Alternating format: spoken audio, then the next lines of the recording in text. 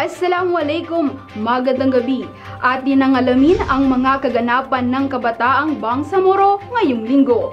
Ito ang Al-Khabar Weekly, magbabalita ng kwentong may kwenta para sa Kabataang Bangsamoro. Hatid sa inyo ng Bangsamoro Youth Commission.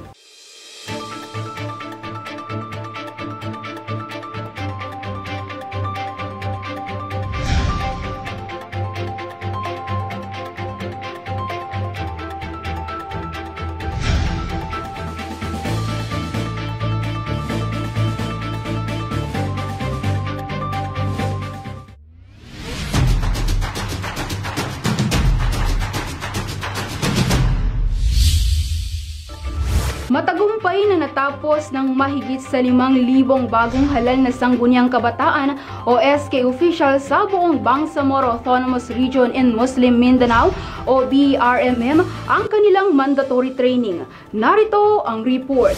Sa pangunguna ng Bangsamoro Youth Commission at Ministry of the Interior and Local Government, matagumpay na natapos ng mahigit sa 5,000 bagong halal na opisyal ng SK sa buong BRMM ang kanilang mandatory training bago opisyal na umupo sa katungkulan nitong November 15.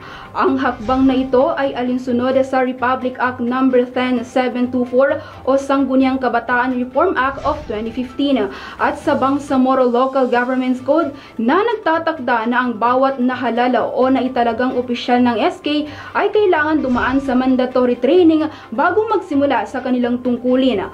Layunin ng training ayon sa mga nasabing batas na bigyang diin ang mga kontribusyon ng mga kabataan sa pagpapaunlad ng bansa at gabayan sila sa pagiging responsableng mamamayan.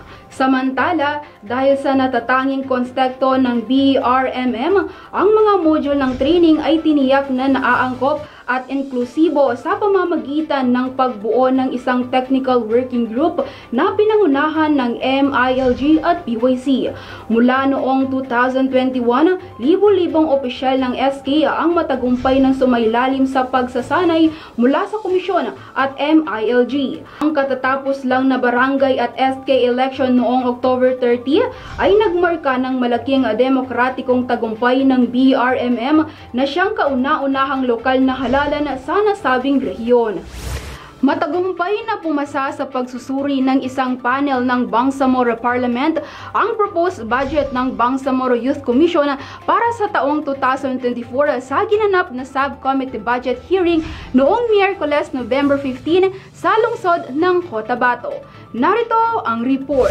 Pinangunahan ni BYC Chairperson Marjani Mimbantas Makasalong noong Miyerkules, November 15 ang pagpresenta sa proposed budget ng Bangsamoro Youth Commission para sa taong 2024 sa harap ng subcommittee ng Committee on Finance and Budget and Management o CFBM ng Bangsamoro Parliament.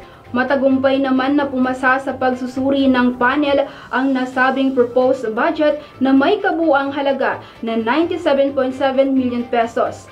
Matagumpay naman na pumasa sa pagsusuri ng panel ang nasabing proposed budget na may kabuuang halaga na 97.7 million pesos. Ang naturang budget ay nakalaan sa pagpapaunlad ng kabataan sa buong rehiyon ng Bangsamoro. Ayon kay Chairperson Makasalong, ang proposed budget ay naaayon sa pagsasakatuparan sa mandato ng komisyon bilang policy making, coordinating at evaluation body para sa kabataang Bangsamoro.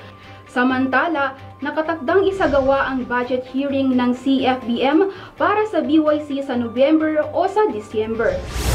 4 na accredited youth organizations ay tumanggap ng tig 100,000 na seed grant mula sa United Nations Children's Fund o UNICEF at Bangsamoro Youth Commission o BYC upang ipatupad ang mga proyektong naglalayong makatulong sa pagtaas ng rehistrasyon ng panganganak at pagtatapos ng statelessness ng kabataan sa rehiyon.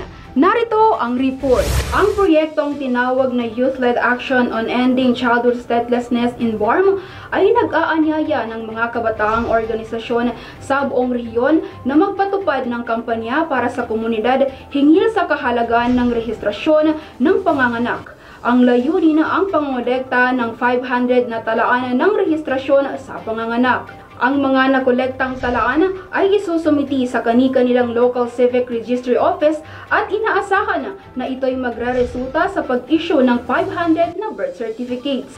Ayon kay BYC Chairperson Marjani Mimbantas Makasalong, ang mga hakbang na ito ay nagpapakita na ang mga kabataan sa rehiyon ay may pakialam at may kabuluhang ginagawa upang magdala ng kasagutan sa mga napapanahong social issues. Ayon naman kay Carlos Vasquez, na head ng UNICEF Mindanao, ang pagkakaroon ng birth certificate ay isang pangunahing karapatan ng bawat batang ipapanganak upang magkaroon ng opisyal na pagkakakilanlan at isang mahalagang dokumento na magbibigay daan sa mga bata na makukuha ng mga serbisyong panlipunan. Ang mga proyekto ay ipapatupad ng Taos Spartan sa 2 barangay sa Panglima Sugala, Tawi-Tawi, Sulu Youth Organization sa 4 na barangay sa Tabuan, Lasa, Basilan, Empowering Youth Community Organization sa 4 na barangay sa Datu Blas, Sinsuat, Maguindanao del Norte at Sulu Youth Network Incorporated sa 5 barangay sa Maimbung, Sulu. At yan ang mga kaganapan ng Kabataang Bangsamoro ngayong linggo sa Alcabar Weekly. Mga kwentong may kwenta para sa Kabataang Bangsamoro. Manatiling nakatutok sa mga pinakabagong kaganapan at balita. I-like, i-follow at i-share ang official social media accounts ng Bangsamoro Youth Commission. Bisitahin din ang ating official website byc.bangsamoro.gov.ph.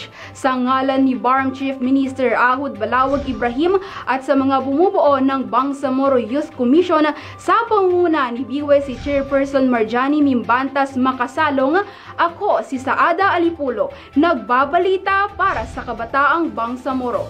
Mulit muli, Kabataang Bangsamoro, ikaw ang pagbabago.